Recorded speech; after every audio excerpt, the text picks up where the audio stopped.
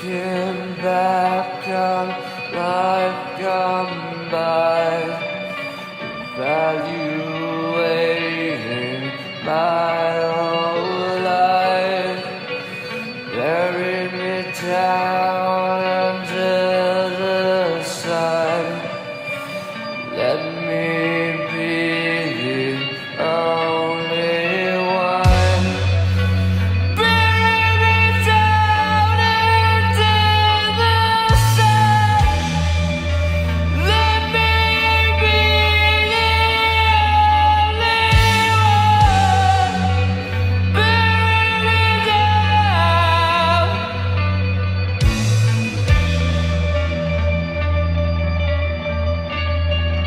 In a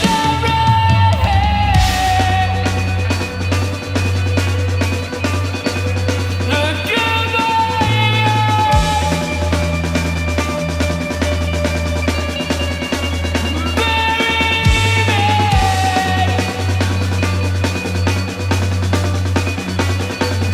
my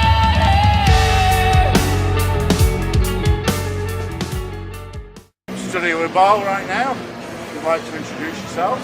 I'm Tom, I play Tom. guitar in bar. I'm Nick, I also play guitar. I'm James. I don't play guitar, I play drums. I also odd one out. Typical drummer. Because there's been some changes in the Ball camp. There's been a little bit of a change. Obviously we part company with staff. It's just a few things that built up over time, differences of opinions.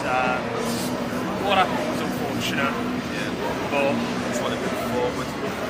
we're, Forget about everything. Just you know, there's no, from where we're all stood, there's no bad blood, there's no hard feelings. It's happened. We'll move on. We'll carry on doing what we do. And good luck to him with whatever he does in future. Well, that's great to hear. As for work. What's next for Ball? Where are you going from here? It's a pretty open book, really, isn't it? I mean, we've got a lot of options in terms of musical direction, which all seems very positive. You know, we are getting a lot of feedback so far from what we have been doing. Instrumentally has been going down really well. It's great. It's great. But It's really great to do. that's not to say that that is what we're going to do from now on, but it's certainly working for us at the moment. Yeah. So maybe like an EP that's an instrumental, you reckon? It could happen, yeah. There's a couple of people that have been in touch about wanting to sort of record and do stuff. So things are in place. we've got to sort of sit down and when we can actually get all four of us in the same rehearsal room for long enough to sort of sit down and have a proper sensible chat. Figure out what the fuck you're doing. Yeah, and just sort of piece odds and sods back together. What is Ball about? It's just about us. It's four idiots going into a room and making as much noise as makes us happy. I mean, we all like different things. So it's still about an emotional journey, right? Yeah, I mean, all four of us have come into it we've all got very similar musical ideas, but also very different. We are all happy to try out and bring into the fold, as it were. So, I mean, there's no kind of, this is what we are doing. It's like we'll have a practice, and then we'll each come together with an idea, write something, and then if we like it, we'll continue with it. If we don't like it, we'll rework it. But we have very gets different written, tastes. rewritten, thrown out, added in, thrown out, or kind of some stuff will kind of go, okay, that doesn't work with that, we'll put it to one side. Then maybe some stuff comes out at some point that's very, very different.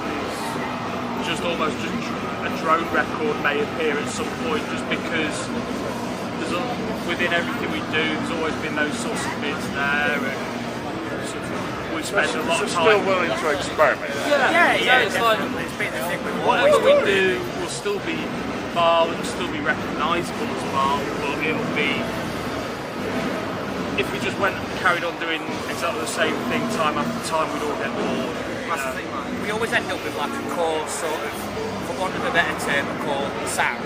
But that sound is an accumulation of people with different tastes coming together, and there'll always be like things that are slightly different, but obviously where we connect is where we get our kind of You know, Way. what are your biggest influences as a guitarist? Bands- You know, the equipment you use, The equipment I distortion use- pedals you choose to use, God. or whatever effects. I mean, You know, We'll be here for a while with this one. I could be here for a long time, you know. At the It's minute, alright. at the minute, my main distortion pedal is one that was built by a guy from over in Hull, okay. who plays bass for a band called Still. Oh, the Still guys. I mean, Yeah. Still a great band. Yeah, Titch, the bass player from them. Runs Offensive Audio, and I was talking to him after we played with him in Scunthorpe, talking to people about pedals and sound and things. He went, "Oh, I build these pedals. Yeah. I've got this distortion pedal I'd like to show you so we can get a chance at it." It's like, well, you know, we're playing at Rebellion Yeah.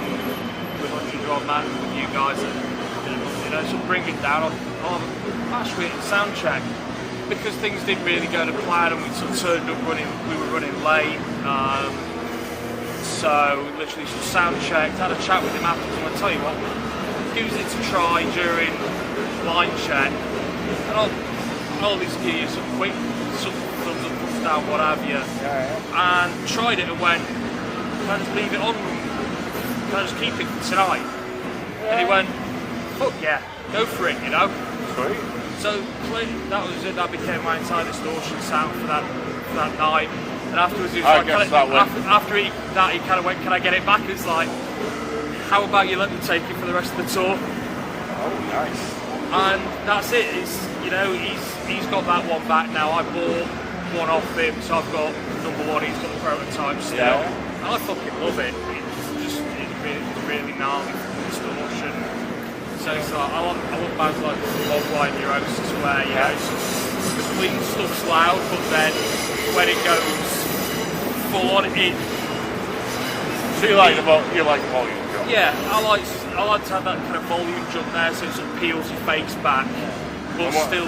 What about yourself? I basically buy all his old stuff so that he stays loud as him, basically. Right. He so you buys just what. inherit what he's selling. Yeah, he buys whatever I'm getting rid of when I've bought something else and I need So to pay for it. Well, Okay, well, what about you on when production? I mean- one thing, when Tom first joined, he came into the fold and he got in the room, got his guitar out. We couldn't even hear Nick at all. So then you got loads of hand-me-downs, didn't you? Yeah, it's sort Matches. of, before I joined, Craig was just playing like sort of Tiny Orange Tiny Terror, which as much as they're loud, they're not particularly loud. And I've always come, the last few bands I've played in for years, it's just been like two-piece guitar and drums. I'm not really the guy to pass judgment. I mean, what's your approach to playing drums? Because some drummers, they love their cymbals. Some drummers just like to China's. I'll admit, China's. I would say that there's nothing that I like more than anything else. Yeah. It really depends on the song, but You like hitting things though, don't you? of course. But I don't know. I mean, I've got a really odd setup because I use a piccolo snare for a start, and not many drummers. That's not a bad thing. Not many drummers in metal use piccolo snares, to be fair. Beautiful sort Which- of like jazz tight Which sound. particular piccolo snare? It's a pill. Is it one of the steel ones by any chance? It is. Could have guessed that myself. Is that what your drummer uses? Yeah. I But it love cuts it. really nicely. I came into metal years ago off the back of jazz and funk and stuff like that. So the kind of jazz and funk side's always stayed with me. So whenever I approach drumming, whenever I approach metal as a drummer, there's always that element of kind of like jazz riffs and stuff like that. And I like riffing quite a lot. Piccolo. You don't have to hit it hard.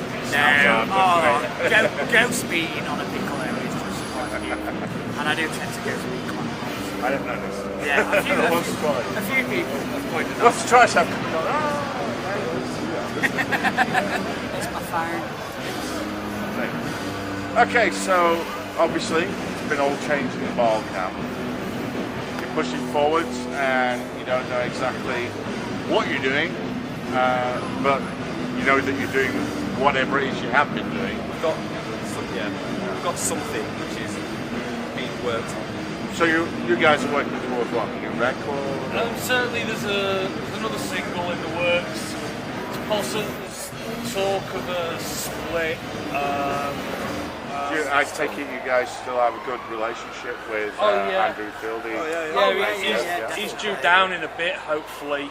Oh, it'd be great. It'd be great to see He's him anyway. been so I've known super Fieldy supportive. for a while. So. Yeah, he's just said to us, it's like, You're doing what you're doing. so long as you guys want to be on my label, I want to put stuff out for you. Which I think that's for awesome. us is fucking amazing. It's validated that it's more about the music, you know? Even if it hadn't happened, it's nice that somebody cares and has that much faith in what we do, whether it's before or now or whatever in the future. So I mean, I that means definitely the vote world. you guys from the perspective of being an APF fan. I like to put APF Yeah. fans on. We're looking forward to it. It should be a really good day. So who's the fans most excited to see on that day that isn't obviously yourselves? I always love watching 100-Year-Old Man anyway, but probably Vow.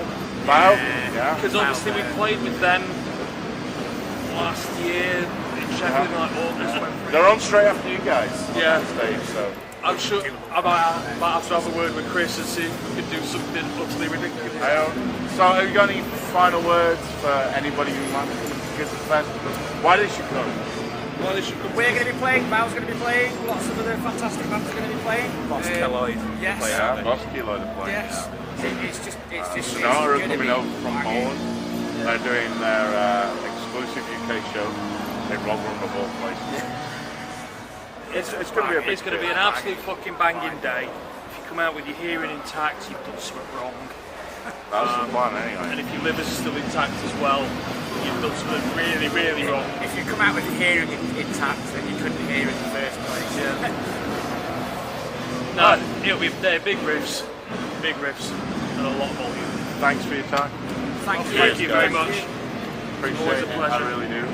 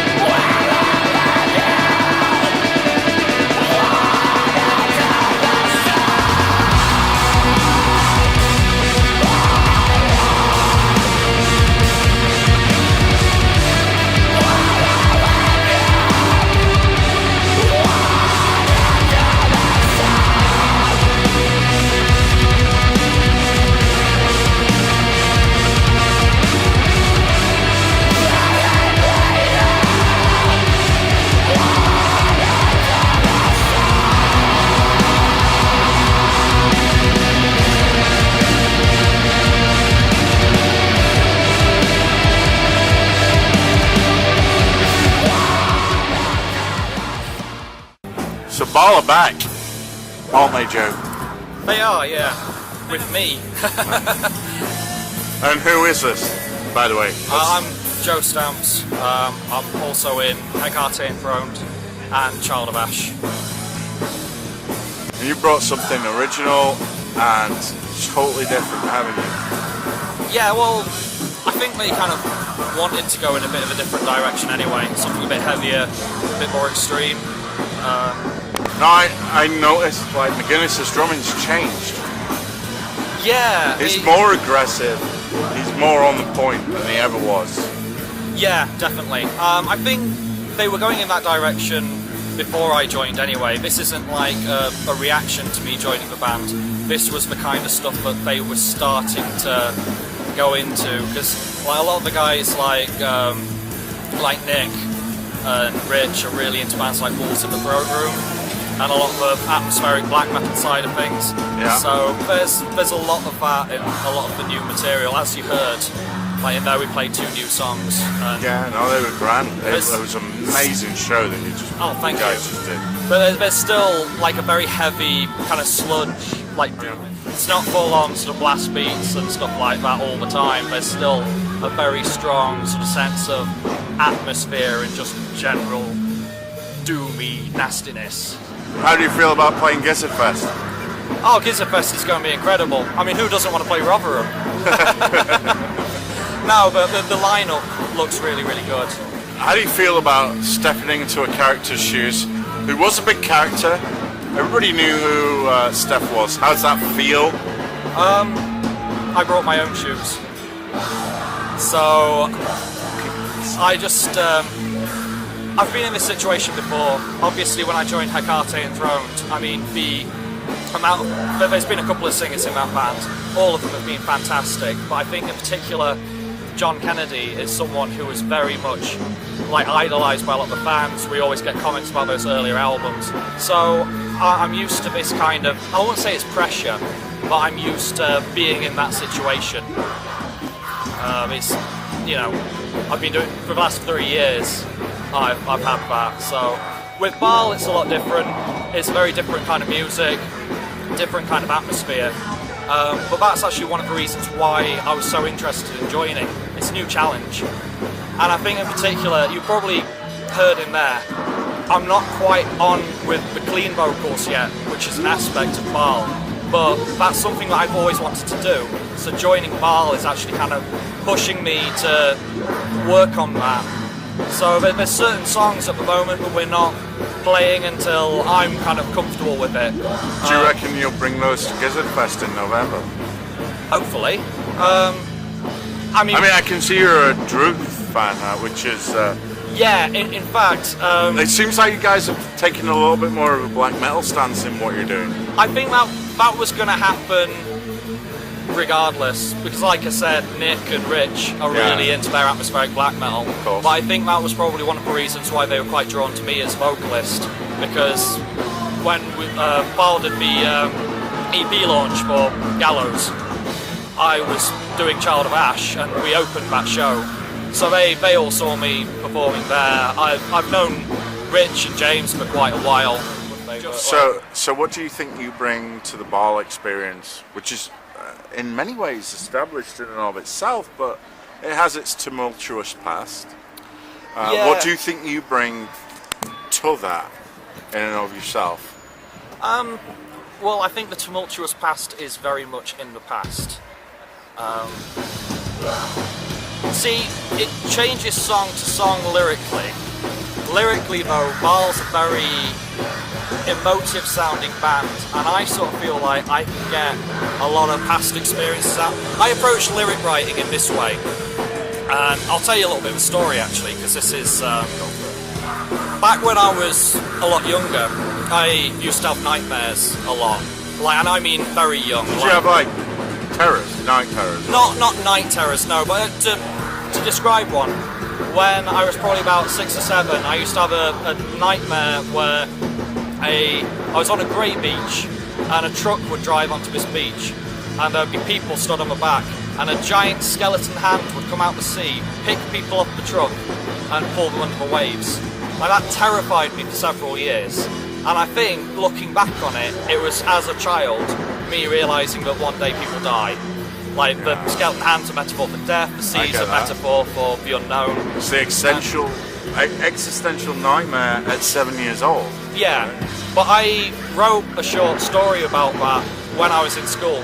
How I didn't get sent to a counsellor, I don't know. That's kind of a commentary on my school. But like, after I wrote about that, I stopped having that dream, because it stopped being something that scared me and it became something that I'd created and I had control over. And I kind of attribute that to past experiences I've had in reality as well. One of the songs, Sepia, that we've just played today, one of the new tracks, is very much about loss, mental health to an extent.